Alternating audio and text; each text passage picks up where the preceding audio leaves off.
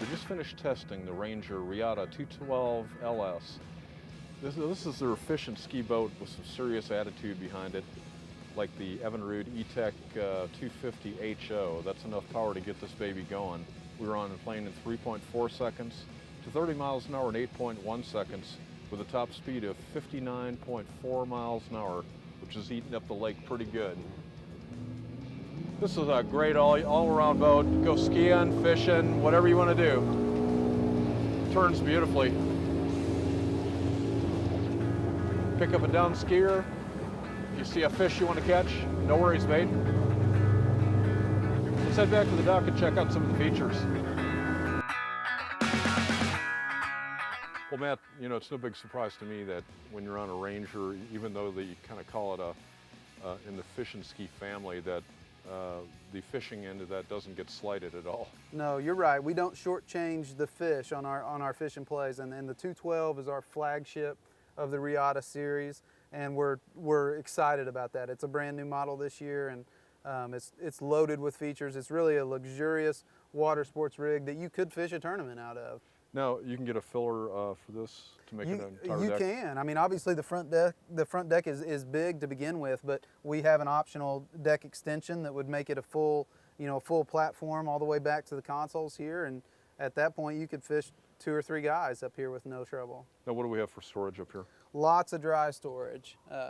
We've got room to keep life jackets and noodles and all the kind of things that you would want to have for a full day of activity on the water. And the cool thing is, there's not many boats like this that are efficient ski and meant to do both that have a dedicated rod box. And in the cockpit, as you see here, we've got a dedicated rod box that's capable of storing 4 or 5 rods, the individual tubes to protect them, and that's a really unique feature in a boat in this category.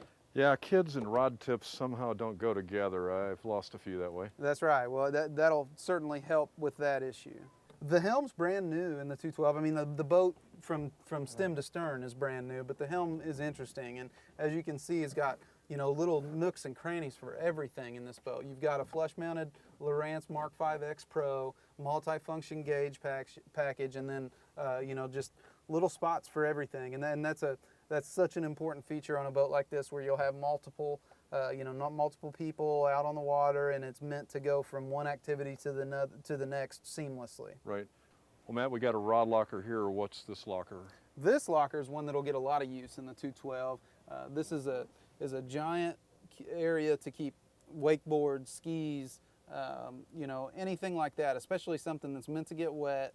And you've got as you see here, our ski tow, when it's not deployed and in use, can be stored here. Now, something I would love to have on my bass boat is a Bimini. You guys have got that going on. Good place for it too. Yeah, Bimini top standard. That's something, again, on a day like today would be a great feature. Keep the sun out of you for for the hot portion of the day, or at least give you a little bit of a respite from the sun, and you could be on the front deck and fish and still have a nice cooler cockpit area to escape to and cool off. Shade is good for sure. Shade is good. Now, I notice you have some of the features I see in your tournament boats, these rod rests here. Again, I guess going back to that emphasis on fish and the fish and play, we've got rod ramps built into either side of the rear seating platform back here. So you've got a strap that makes it easy to keep those all bundled and neatly in shape there. So that's a great feature, and again, it gives you that much more ability to transition from fishing to skiing to playing, and all of it done really easily. Nice.